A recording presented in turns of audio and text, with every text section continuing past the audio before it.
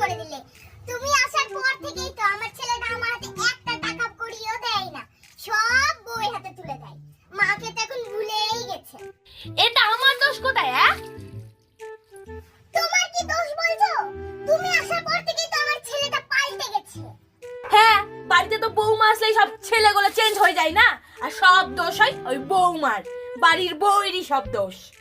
তাছাড়া তুমি যখন এই বাড়িতে আসোনি তখন আমার ছেলেটা সব সময় মা মা মা করে বেড়াতো। খেতে বসলে মা,